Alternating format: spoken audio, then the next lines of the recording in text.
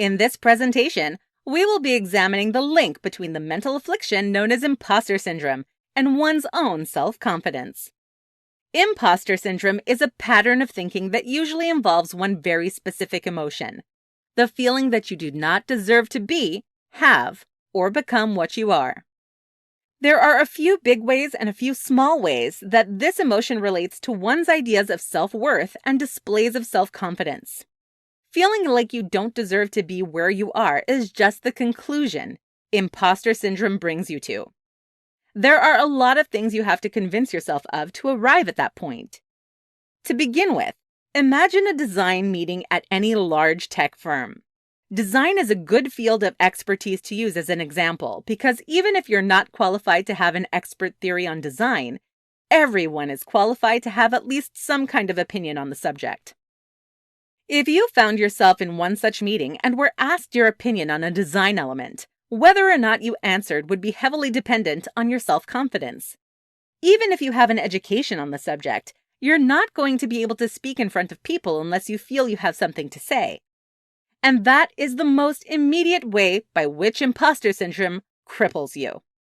If you believe that you do not even deserve to be in that meeting, that you secretly know nothing about design, that to ask your opinion on the subject of the meeting would be to sabotage the whole thing, well then, it doesn't really matter whether you have an expert opinion or not.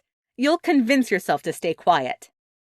This is a big, obvious way imposter syndrome affects your self-confidence. But what is a smaller way?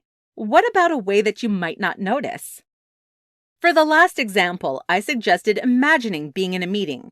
That is because the biggest, most obvious downside of imposter syndrome come out when you are immediately faced with a situation. The smaller downsides, however, come out in idleness, when you are alone. I'm going to ask a difficult question. You don't have to answer if you don't want to. It's not about how you answer. It's about how you feel about giving an answer or not. Here's the question. What is the worst thing you've done due to your imposter syndrome? Have you lied, skipped or delayed eating dinner, stayed late at work and missed hanging out with friends? And how do you feel about making these choices? About prioritizing work over these things? You do not need to overthink the meaning of your answers to these questions. The most meaningful thing about answering the question, what is the worst thing you've done due to your imposter syndrome, is whether or not there is a worst thing. No matter how tame or how bad it is, if there is anything that you consider a worse thing, then that means it is a bad thing. It is a thing for which you feel shame, and shame will crush your self-confidence. If your imposter syndrome has you taking actions you are ashamed of, then your imposter syndrome is slowly, silently weathering away at your confidence. Like termites eating away at a treehouse, you won't feel things getting weaker immediately, but when they will go all at once.